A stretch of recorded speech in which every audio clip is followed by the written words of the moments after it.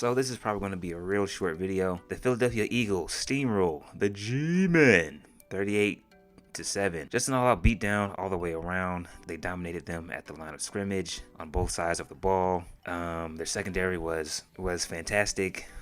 They did a good job of allowing their pass rush to get after Daniel Jones and having him hold the football, and allowing guys like Josh Sweat, Graham, who else? Who fuck else? Hassan Reddick to get in Daniel Jones' face. Hassan Reddick had 1 sack and a half. So did Josh Sweat. Fletcher Cox had a sack. Brandon Graham had a sack. James Bradbury also had a pick. I think I've always thought that this season that Philadelphia has had the best secondary in the entire league, shown good timing at making the play on the football, tackling in the open field. And in this game, they did a very good job, like I said, of making Daniel Jones hold the football and allowing that pass rush to get after him. But what Philadelphia did in this game that surprised me, and they don't do a whole lot of, was run the football. They are very dangerous. I think they are most dangerous when they are running the ball.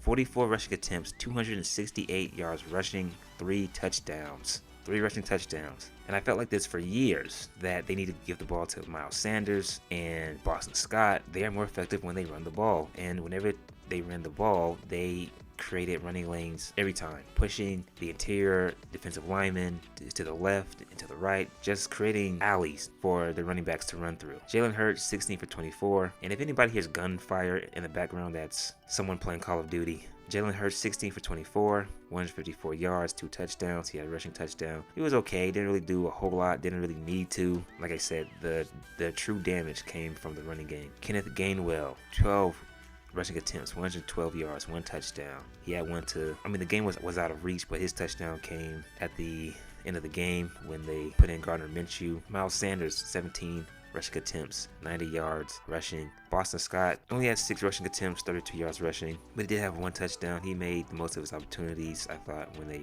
were there. Devontae Smith targeted 10 times, 6 receptions, 61 yards, 1 touchdown pass. Came off of a wide receiver screen. Dallas Goedert had a one-handed touchdown grab.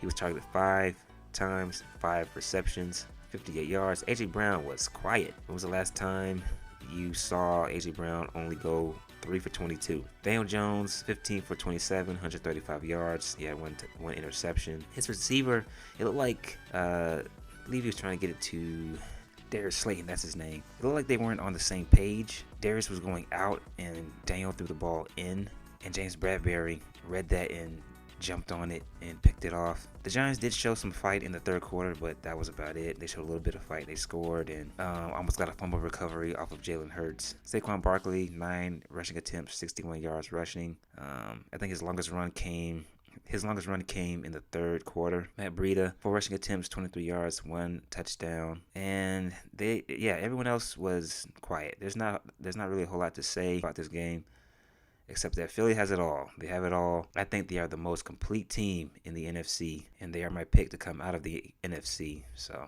please like and subscribe. That is it. I am out.